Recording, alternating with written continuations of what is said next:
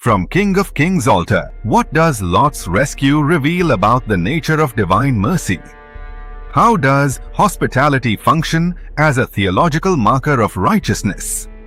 What does Lot's wife turning into a pillar of salt teach about divided loyalty? How does Abraham's intercession shape God's actions in Genesis 19? This is Genesis chapter 19, Sodom's Depravity from King of Kings' altar. Now the two angels came to Sodom in the evening, and Lot was sitting in the gate of Sodom. When Lot saw them, he rose to meet them, and he bowed himself with his face toward the ground.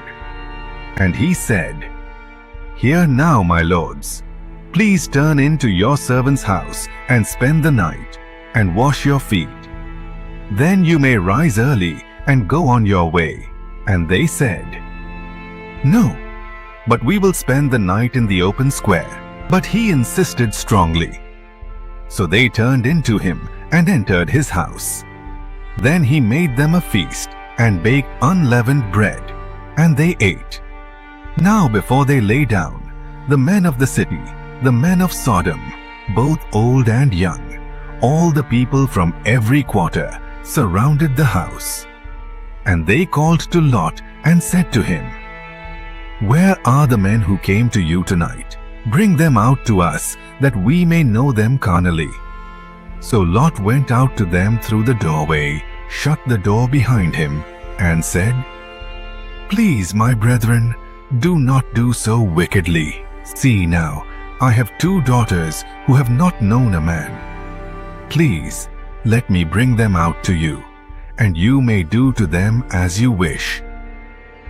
Only do nothing to these men, since this is the reason they have come under the shadow of my roof."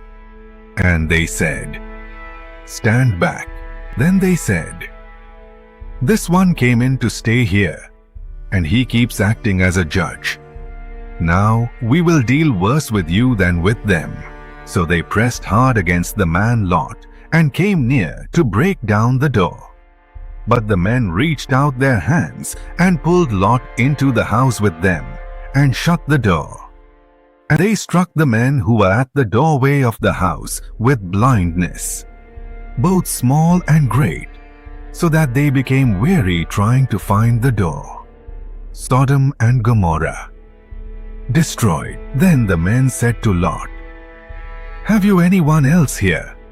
Son-in-law, your sons, your daughters, and whomever you have in the city, take them out of this place. For we will destroy this place, because the outcry against them has grown great before the face of the Lord, and the Lord has sent us to destroy it."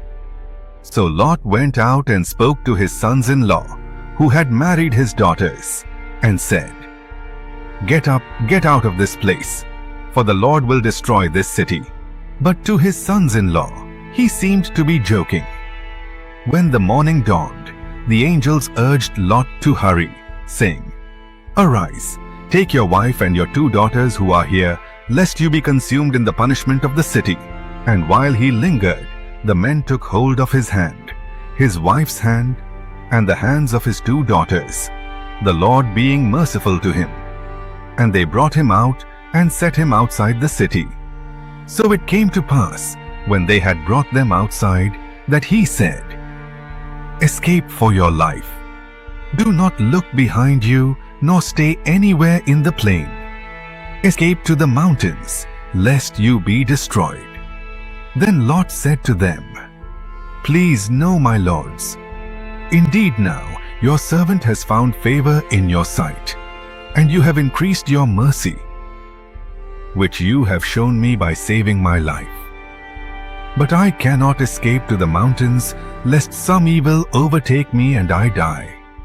See now, this city is near enough to flee to, and it is a little one. Please let me escape there. Is it not a little one? And my soul shall live." And he said to him, "See, I have favored you concerning this thing also, in that I will not overthrow this city for which you have spoken. Hurry, escape there." for I cannot do anything until you arrive there." Therefore, the name of the city was called Zoar. The sun had risen upon the earth when Lot entered Zoar.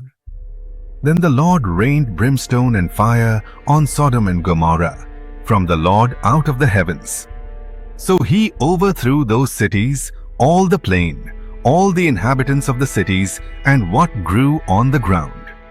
But his wife looked back behind him, and she became a pillar of salt.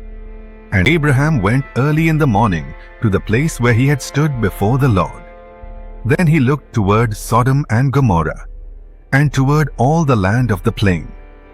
And he saw, and behold, the smoke of the land, which went up like the smoke of a furnace.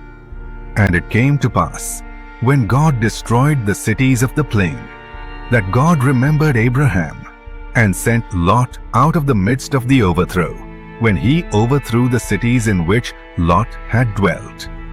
The descendants of Lot. Then Lot went up out of Zoar, and dwelt in the mountains, and his 2 daughters were with him. For he was afraid to dwell in Zoar. And he and his 2 daughters dwelt in a cave. Now the firstborn said to the younger, "Our father is old, and there is no man on the earth to come into us, as is the custom of all the earth. Come, let us make our father drink wine, and we will lie with him, that we may preserve the lineage of our father." So they made their father drink wine that night. And the firstborn went in and lay with her father, and he did not know when she lay down or when she arose. It happened on the next day that the firstborn said to the younger, "Indeed, I lay with my father last night. Let us make him drink wine tonight also, and you go in and lie with him, that we may preserve the lineage of our father." Then they made their father drink wine that night also. And the younger arose and lay with him, and he did not know when she lay down or when she arose. Thus both the daughters of Lot were with child by their father.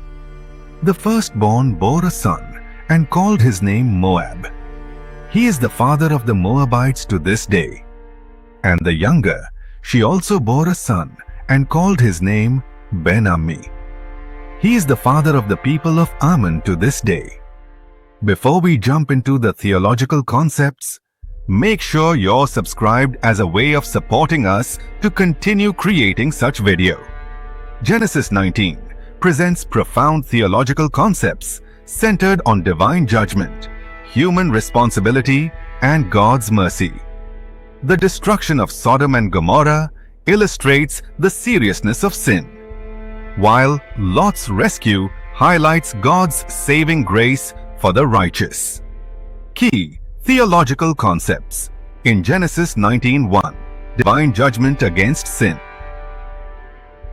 The annihilation of Sodom and Gomorrah demonstrates that God's holiness cannot tolerate unchecked wickedness.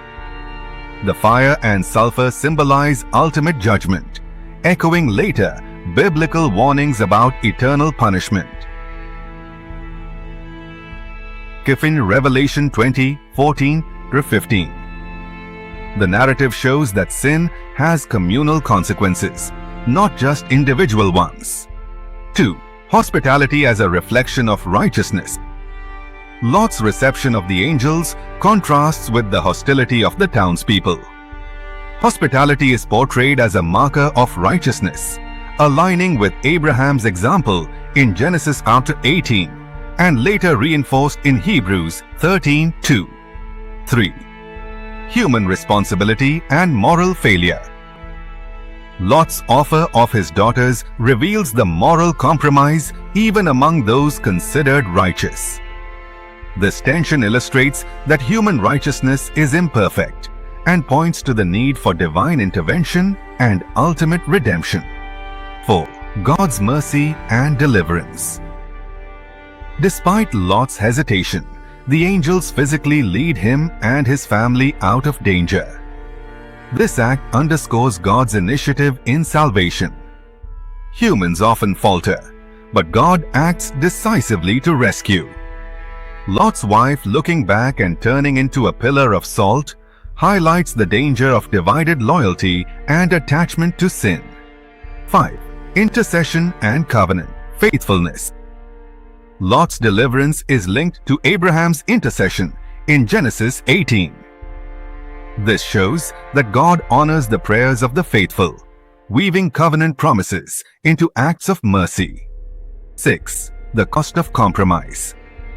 Lot's choice to live in Sodom, despite its corruption, demonstrates the spiritual risks of compromising with a sinful environment.